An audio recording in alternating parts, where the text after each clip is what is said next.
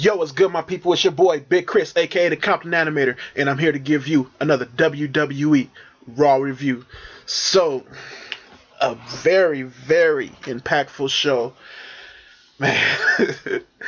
So, before we get into anything, let's just get this out of the way real quick.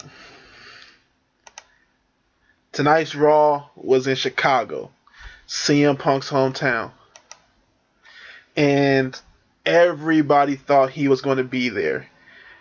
You know, there was Dave Meltzer, one of the big dirt sheet guys, who said that he got from some info, like TMZ type info, from somebody that says CM Punk was going to be there. And everybody was all through the internets and wherever else was just screaming, "Oh, watch Chicago. The crowd is going to be crazy. They're going to hijack the show.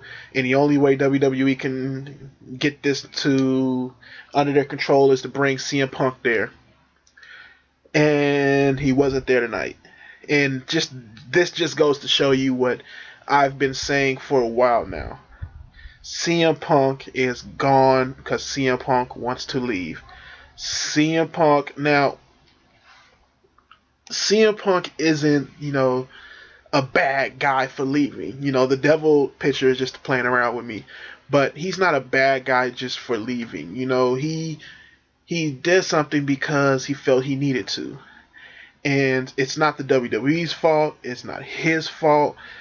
You can tell, like I've been saying for a while now, the dude's body was in bad shape. He needed to take some time off. And if it had to be now, then, it had to be now. But it had to happen, and he needed to leave. Now, they needed to do what they did tonight for Chicago, yes, but to me, it's whatever. It's what had to happen. It left the WWE in a bad spot, but to me, this is also a good thing as well because it leads to other guys having to step their game up and take CM Punk's spot. And also with somebody like John Cena, it's the same thing when John Cena wasn't there. Take his spot as well. So, going into the night, the first thing that happened in the night was CM Punk music kicks off and the crowd goes nuts. They all think, "Oh my God, CM Punk's here." And, the Chicago crowd, who was even before the show on the Raw pre-show, they were just all crazy and stuff like that, waiting for CM Punk, and his music comes out, and it's the WWE trolling him. It's Paul Heyman comes out, and the crowd just boos him, is pissed off, and I really love this. People were saying, "Oh, WWE should do this, and they should have Bad News Barrett do it," but having Paul Heyman do it was perfect. It led into pumping up another storyline. And I love the way Paul Heyman came out there and he just made this about CM Punk, but also made this about what was going on with Brock Lesnar. And the whole idea of saying, okay, you guys, the crowd, the WWE authority, and everybody was the reason for CM Punk leaving. The audience was, the authority was, and CM Punk himself was. And he kind of blamed the crowd for it, but, kind of using some real truth in the matter, saying that, all these things caused CM Punk to leave.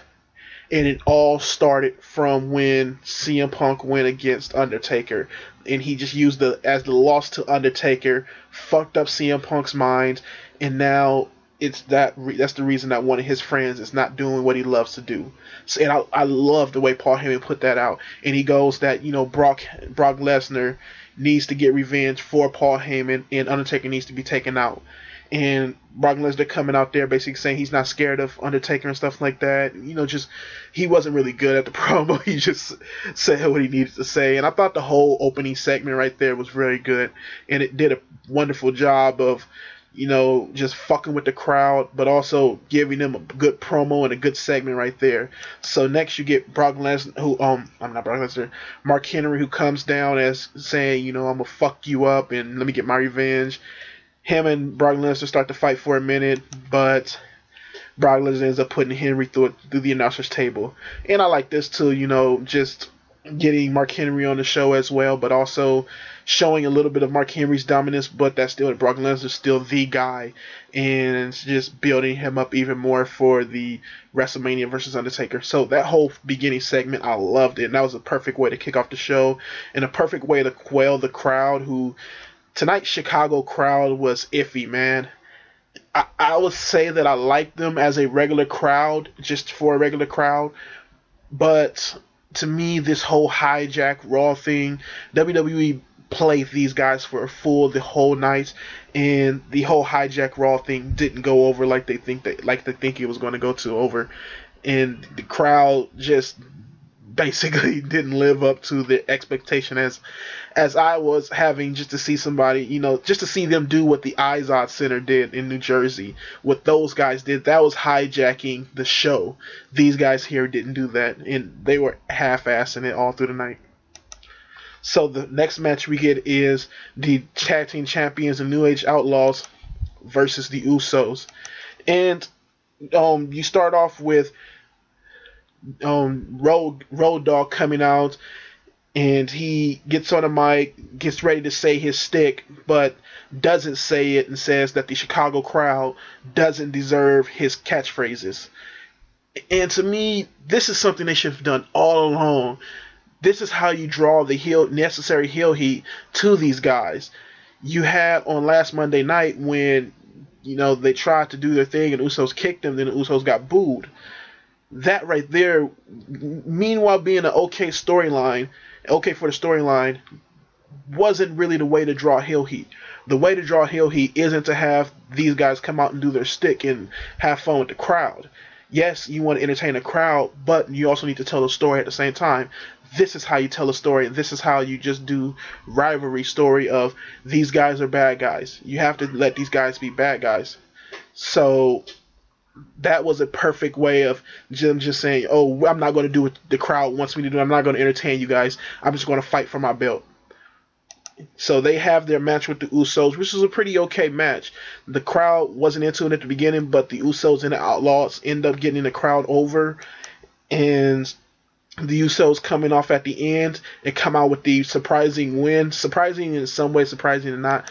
But I love the fact that the Usos won here, even though it's not the WrestleMania win I wanted for them. It was a pretty okay match, and just getting these titles on the dudes as quick as you can was a good idea. And now you can just have them either face them like they're supposed to be facing them tomorrow main event, or you can have the continuous storyline with the Outlaws and probably some other tag teams into the WrestleMania. But congratulations to the Usos. It was well deserved, and I just love the fact that it was an okay match, and they just got the titles, and it made it look real good. So next match you get is Cesaro versus Big E Langston, and another okay match. It was basically the same thing that happened last week, and you end up getting Big E and Jack Swagger, who have a confrontation outside. So, Jack Swagger comes in and attacks Big E, and it gets more and deeper into the rivalry with these two guys. And I like that they're doing it slowly and not pushing too far with this whole these two guys breaking up. And later on in the night, I don't have pictures for these, but later on in the night, you get another match, which is vice versa, it's Big E versus Swagger. And even before the match can get fully jumped off, Cesaro comes in and gets the same kind of revenge on Swagger by attacking Big E. And these guys start arguing, and they end up having to hug it out at the end. And the crowd wasn't liking it, but I thought it was pretty good. And Zeb Culture making them hug out was a pretty good way of just, continuing on that these guys still need to be friends for now, but also kind of putting them two in a rivalry, and also bringing Big E into it. And I would love to see this continue and go into something that possibly happens, a three-way match at the WrestleMania for the IC title.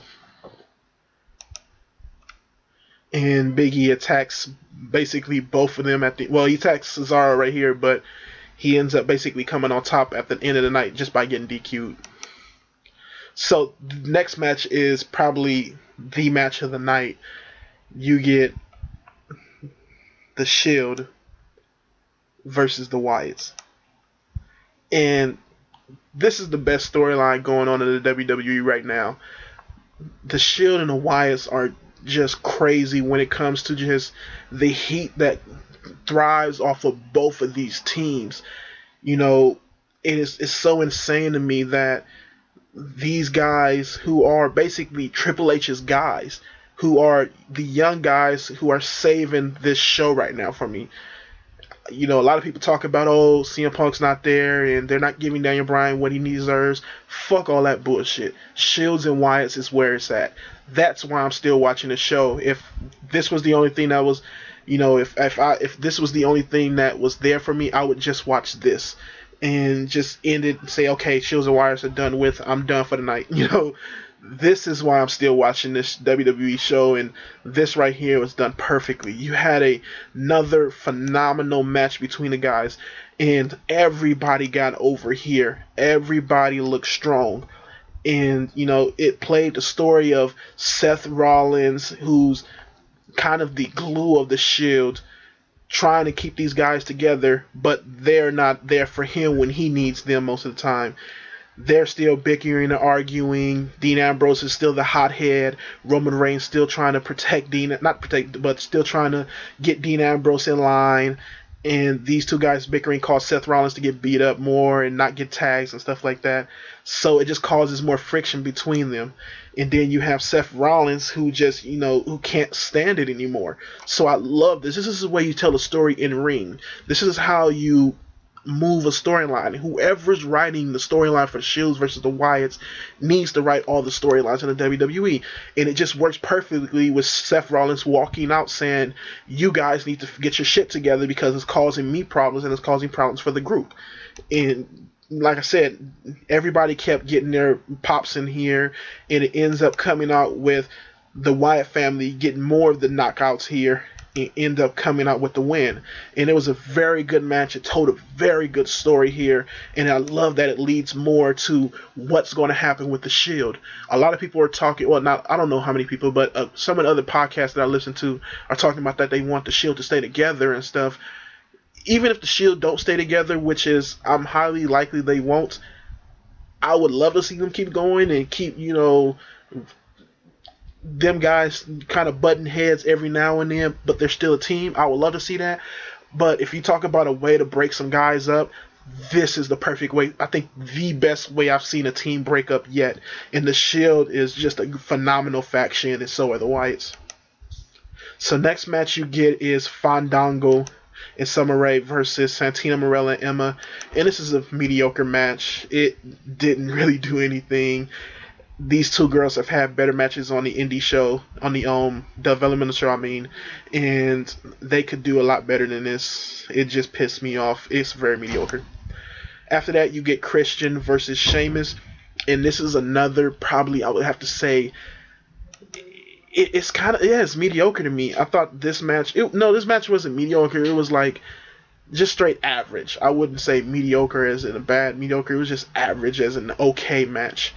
It pisses me off because they had a better match than this on the SmackDown a couple SmackDowns ago, and they had a really good brutal match, and this just wasn't as brutal as it needed to be. Sheamus comes out with the win here, and it didn't really do anything for me.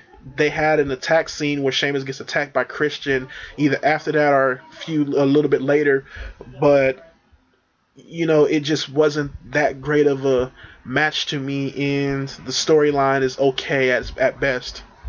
But I can't see this being interesting going into WrestleMania at all. Next, you get the Bella Twins versus Alicia Fox and Oksana, and another mediocre Divas match. It got some time, and it was an okay Divas match, but it's just not. These girls can do better, especially with somebody like Alicia Fox. She can do a lot better than this, and I'm sorry for the yelling people, it's my dumbass father, but she can do a lot better than this, and well, not Alicia Fox, but just all four of these girls can do a lot better than this. I'm kind of getting thrown off, and I know that there is more to this. The Bella Twins end up winning here. So next you get a in-ring segment with Daniel Bryan. He comes out, he talks about how pissed off he is and how the Yes Movement is where it's at, basically, and says that he wants Triple H or Batista out here now. Triple H and Stephanie come out there. and they basically berate him the whole time, telling him, you know, we're not going to, I'm not, Triple H is not going to face you because you're not a main event player. Basically, you're not the guy. It's the same thing they've been saying all to him the whole time. I liked what Triple H was saying. I like what Stephanie was saying. I like how they were saying, this is my ring and we own this, and we do what we want to do. You're not going to tell us what to do, and we know where your position is, and you're not a phenomenal, a phenom guy type of guy that needs to face a legend like me, Triple H. And I like that. The problem I had here was the thing that gave Daniel Bryan a say wasn't, while it was good, it wasn't the greatness that I could have gotten from Daniel Bryan. This is where he could have brought up the fact that no, it wasn't you guys that built me. It wasn't you guys that built the WWE Universe. I was built through the indies. I was built through all the years of hard work that I went through to get to this company. And then I was built through the universe who were built through the hard work that guys like me have done to make this company what it is. That's how you tell that storyline. I think that they did an okay job with Daniel Bryan here, but you could have got a lot better with it. And I think, it went okay for what it was, and just a way to get these two guys to start facing off and stuff like that. And as far as the whole thing of him versus Triple H, it's a good match for the Mania. They've had the whole storyline going up until now, and it's been more than 6 months. So, it's a match that's had build. It's not the title match that we all want, but for this, I'm okay with it. I would love to see the title match here, but I'm okay with this. And it was still a good segment right here. And after that, you get Kane, who comes out after Daniel Bryan won't leave the ring, as Triple H is saying this is their ring. And Daniel Bryan just basically fucks Kane up, and they have security take him away. Take Daniel Bryan away.